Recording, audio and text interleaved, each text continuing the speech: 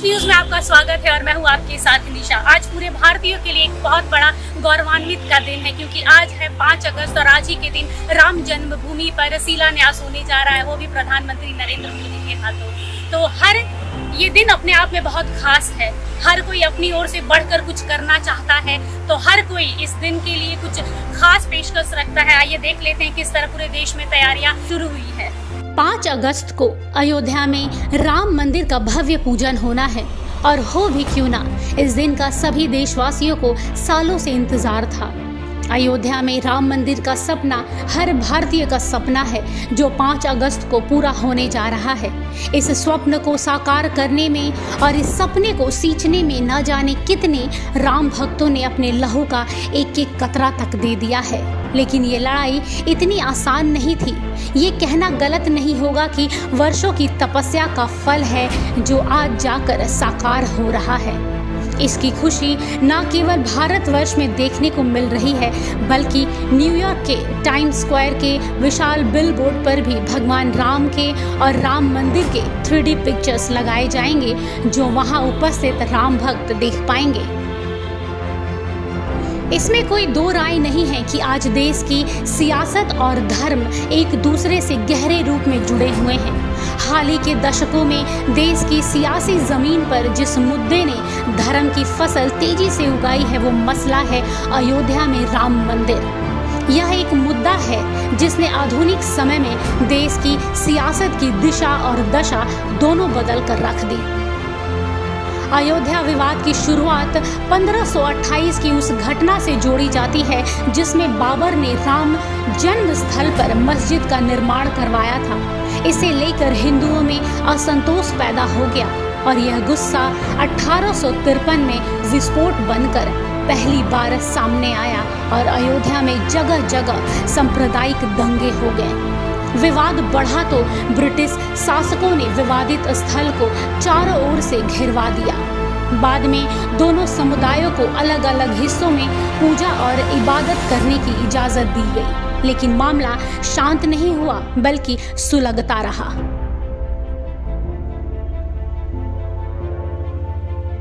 अयोध्या में विवादित स्थल पर पहली बार राम मंदिर निर्माण की बात 1885 में उठी थी। महंत रघुवर दास ने विवादित स्थल पर मंदिर निर्माण का प्रयास किया।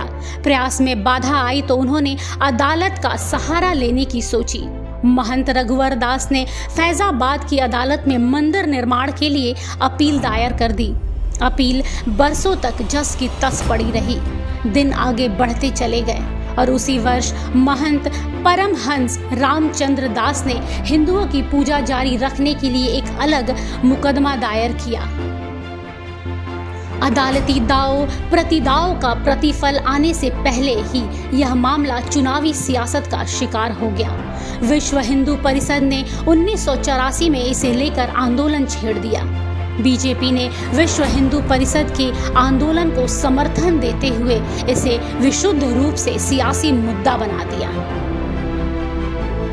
25 सितंबर 1990 को लाल कृष्ण आडवाणी ने सोमनाथ मंदिर से अयोध्या तक रथ यात्रा शुरू कर दी। इस रथ यात्रा के कारण कई जगहों पर विवाद और दंगे तक हो गए।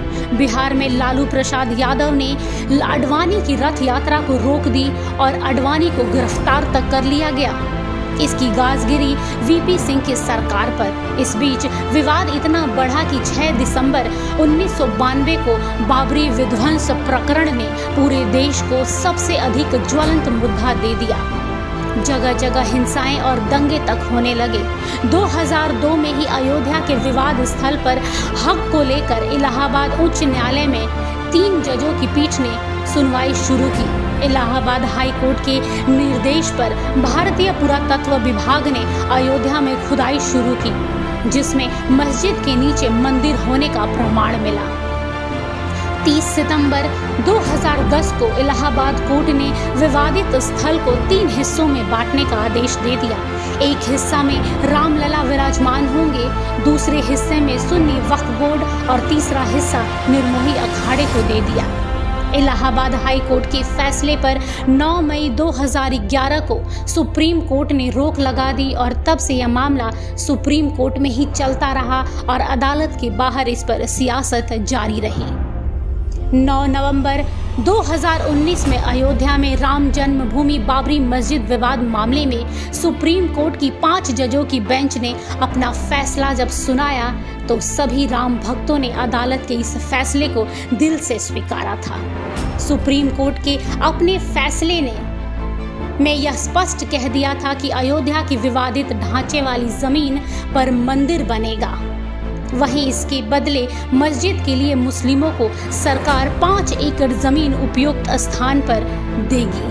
अयोध्या मामले में सुप्रीम कोर्ट का फैसला आने से लोगों में एक राहत सी देखने को मिली और लोग बहुत उत्साहित नजर आ रहे थे। और अब ये जब साफ हो गया है कि 5 अगस्त को अयोध्या में प्रधानमंत्री नरेंद्र मोदी के हाथों राम जन्मभूमि का शिलान्यास होने जा रहा है, तो ऐसे समय में अयोध्या में राम मंदिर के लिए होने वाले भूमि पूजन का कार्यक्रम की शुरुआत आज से ही हो गई है। आज रामार्चार पूजा होने जा रही है। यह पूजा करीब 5 घंटे तक चलेगी। इसमें कुल 6 पुजारी शामिल होंगे।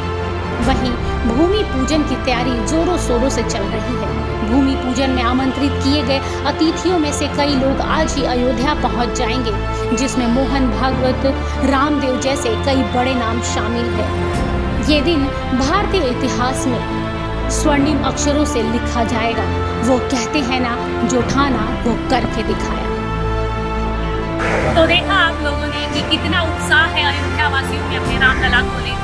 कुछ ही वर्षों में ये मंदिर पूर्ण रूप से बनकर तैयार हो जाएगा अपने भक्तों के लिए, राम भक्तों के लिए, और ये मंदिर के कपाट खुल जाएंगे उनके भक्तों के लिए। तो कैमरा पर्सन में प्राप्ति के साथ मैं निशांत जस्ट